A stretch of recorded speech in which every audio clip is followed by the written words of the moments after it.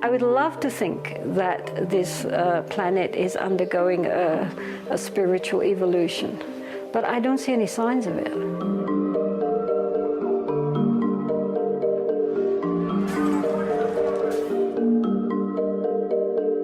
We're still trying to colonize one another's minds. You know, we're still trying to sort of like tell people what to think.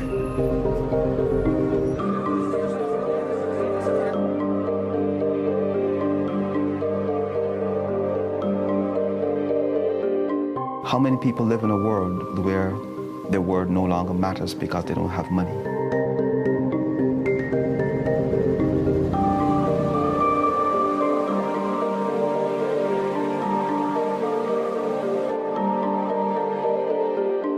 Is America willing to do what it has to do to actually cultivate more equitable sharing of resources in the world?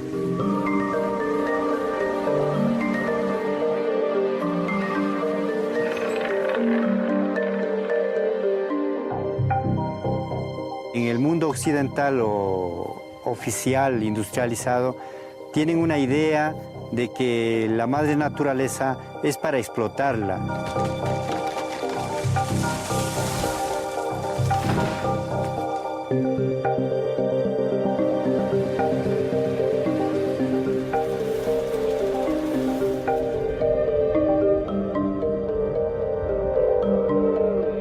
And we may land up destroying all of our resources and also the living communities.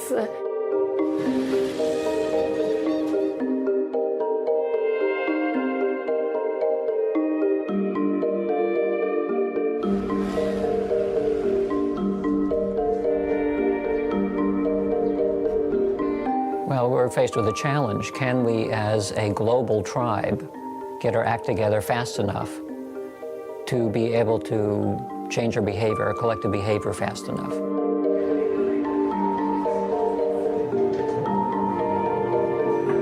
Even when the Buddha and Jesus and Mohammed came, they couldn't change people's minds.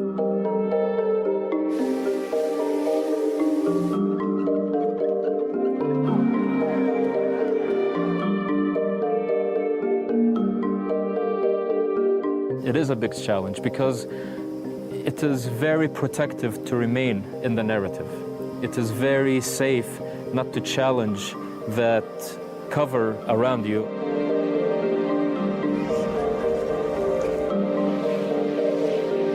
I think we just have to not fix it. We just have to sit with it. We just have to sit with the truth of it. We have to let go of the story of America as savior.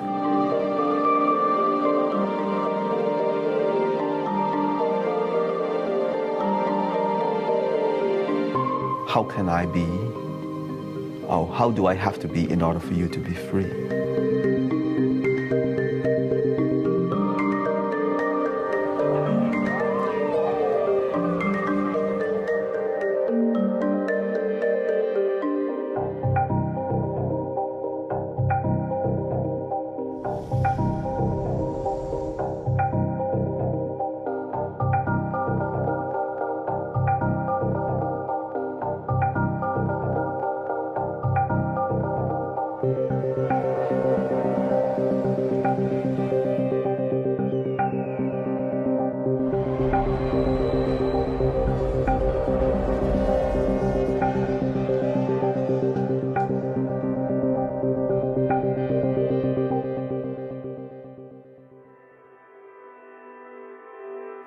The challenge is when we talk about standing on a groundless ground of nothing in that future and knowing that the future is void and empty.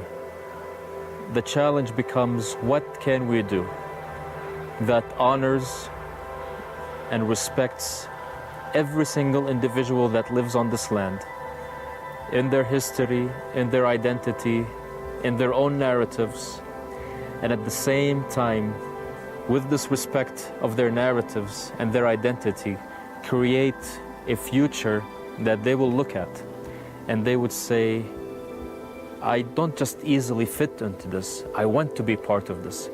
And my own personal identity and my own belief system will be even enhanced to a greater extent by me buying into this new story and this new narrative.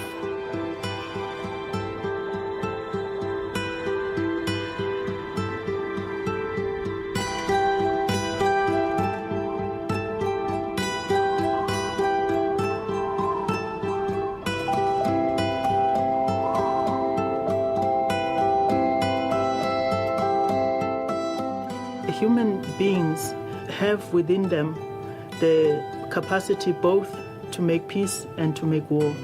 And what is really ideal is for us to look for that and find in each one of us that which makes us human, that makes us want to live and want to enjoy freedoms.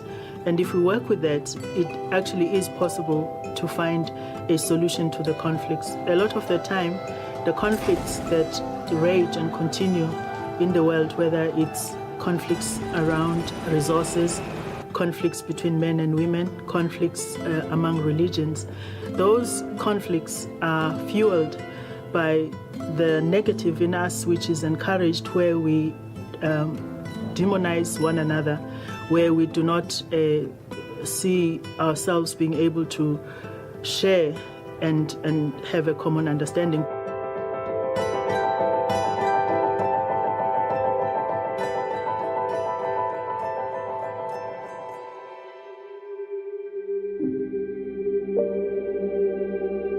Anything which means that they have to give up their comforts, they're not willing to do. The majority of the people. There are always going to be people on the outsides who are willing to do something, but the real people who really matter, they're not interested. And you look even in Asia now, more and more people, the middle class is coming up, but it just means that they're buying more, consuming more, and using up more and more of the Earth's resources. And they're not going to be told, no, you should be content with little and stop using your cars and stop using, your refrigerators and so forth. Who is going to listen to that? They're going to say, well, let America do it first. They're the ones to tell us. What about them? We want all these things that you've always had. Don't you tell us to give it up. And now we're talking about billions of people thinking like that, in Asia, in China, in India. Everybody is dreaming of having a car and a television and a refrigerator and on and on and on and on. They're not thinking about, going back to what they had before, which was very little and contentment. All the media, everywhere, advertisements, movies showing people, even ordinary so-called people, living like gods. And then everybody thinks that's what I want.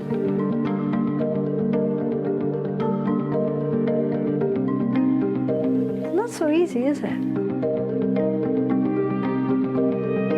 Politicians can talk, but at the end of the day, the population is rising and rising and rising, and to my mind, this is the greatest threat to the world. So many people, how's the world going to support so many people? So maybe the answer for them is, all right, we blow up half the world and then, we've got room for the rest of us.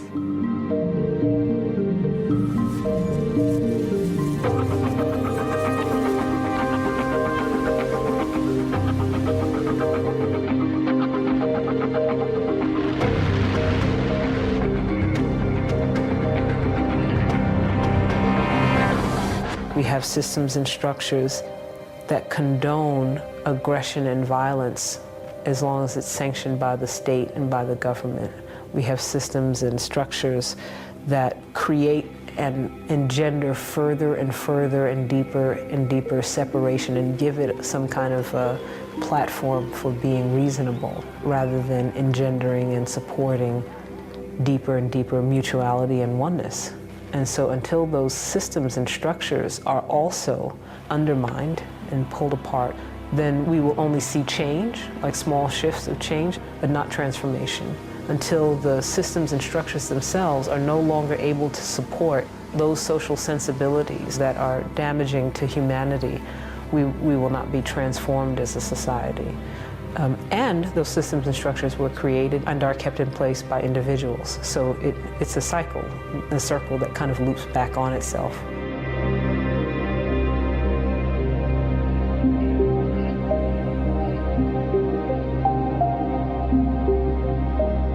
We have a right to produce. Everyone should be given the right to produce. We should not be consistently limited by an economic system that have made slavery worse in the 21st century than it was in the 17th century. Because people expect to participate and count. People expect to experience a world of oneness and count. Because every system tells them they're free. And when it's not true.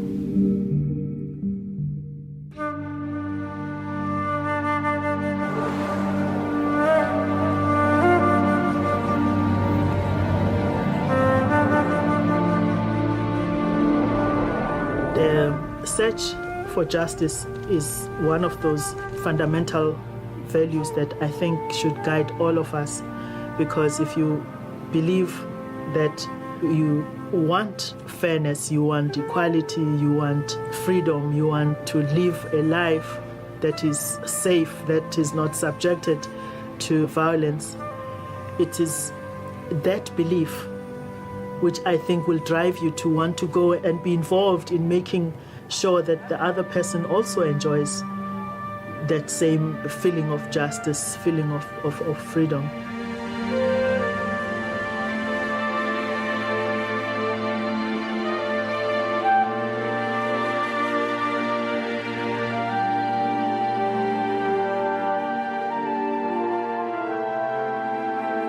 To build a future that again respects that identity, respects me as being a Palestinian, respects me as being an Arab, respects a person who's being a Jew, respects a person who's being a Buddhist, but create a future that has a sense of independency from that ethnic past. And that's where the challenge becomes in creating this new global identity. It is an identity that encompasses everyone and has no value in it of being against anything else or anyone else.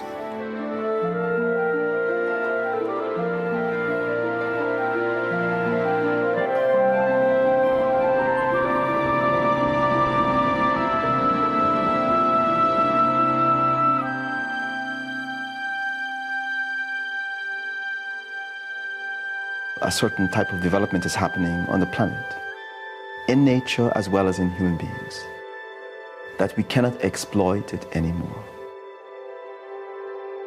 We reach a point in which it has to be mutual consent if we're going to get the participation of nature and other human beings into world systems. We can't force people to do anything anymore. We've reached a point where that type of exploitation of the human capacities are over. People wouldn't tolerate it. This is part of the world of terrorism. This is what it has produced. So people saying we would not allow ourselves to be exploited. Now there's a certain edge what fundamentalism is producing. Now when we do not want to share a world, the only thing left is fundamentalism.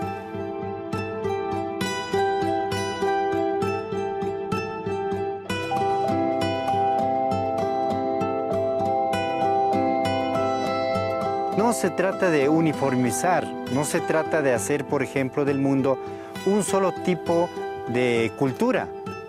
Eso significa terminar muchas culturas, muchas formas de manifestación y de relación ante la naturaleza.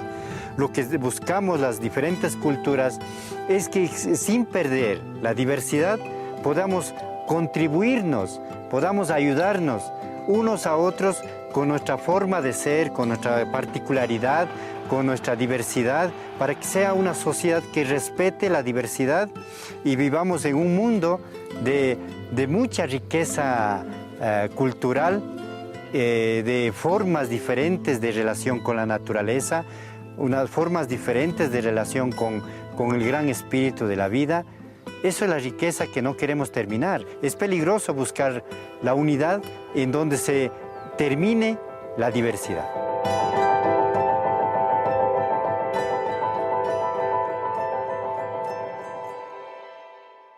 I think the power of what we are talking about is the ability and the desire to create transformation.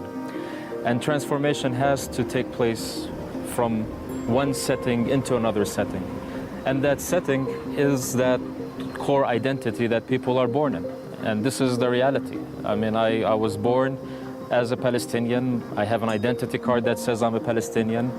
I cannot, even if I personally claim to be a human being, part of the human family, the first checkpoint or airport or border crossing immediately throws me back into this one identity which the world now has placed upon me and recognized me. The challenge is to be able to distinguish your identity and what makes your identity from the interpretations that have caused you to create animosity and conflict and tension with other identities as well. I think the world will be a very boring, dull world if we all are just one identity claiming to be one people living in this world.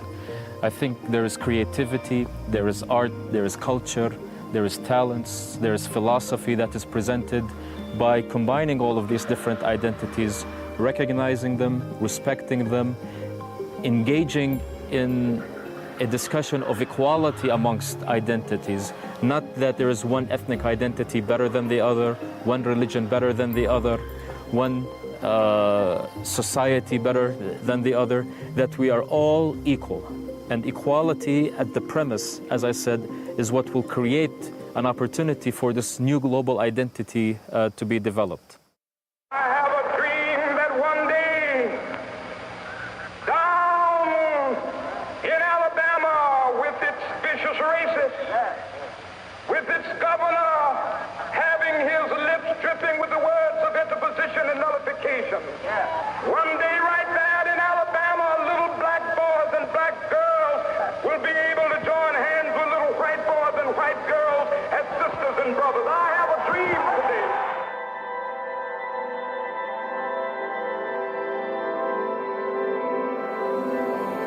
As we speak, cars in Boston and factories in Beijing are melting the ice caps in the Arctic, shrinking coastlines in the Atlantic, and bringing drought to farms from Kansas to Kenya.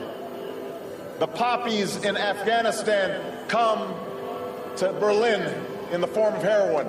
The poverty and violence in Somalia breeds the terror of tomorrow. The genocide in Darfur shames the conscience of us all. In this new world, such dangerous currents have swept along faster than our efforts to contain them. And that is why we cannot afford to be divided. This is our moment. This is our time to open doors of opportunity for our kids, to restore prosperity and promote the cause of peace. Dream and reaffirm that fundamental truth that out of many we are one, that while we breathe, we hope, and where we are met with cynicism and doubt and those who tell us that we can't, we will respond with that timeless creed that sums up the spirit of a people. Yes, we can. Thank you. God bless you.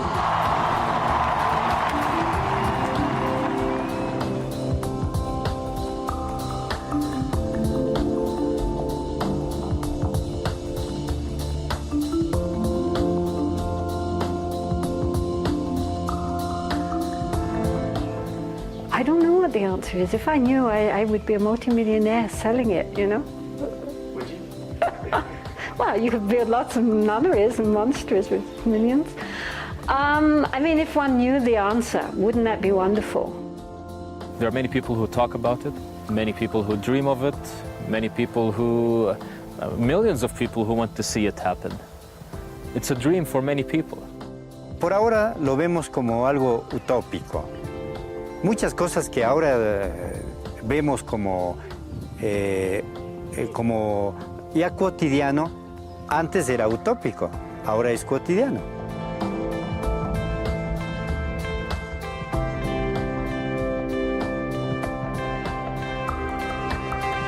We can split the atom, we did. We can go to the moon, we did. This is the imagination.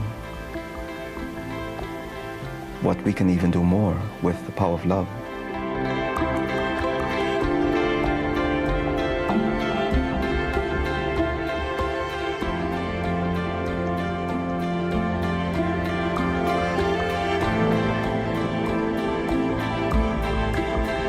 Que paremos un momento y miremos más ampliamente nuestra vida y vamos a darnos cuenta de que hay muchas cosas más importantes que pasar todo el fin de semana en los supermercados tratando de comprar todo lo que puede para tener una satisfacción momentánea.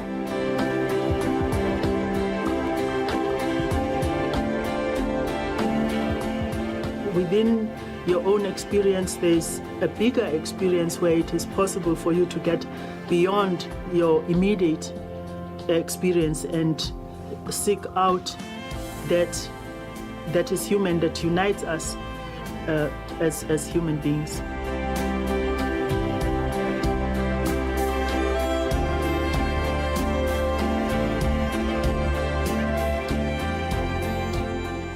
What if this reality can change? What would it look like?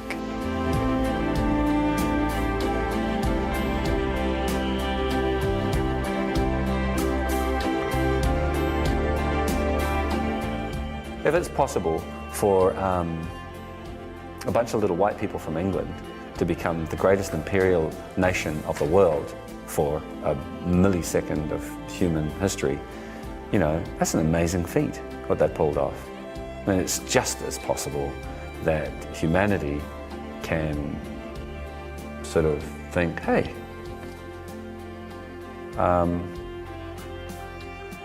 why don't we walk left instead of right?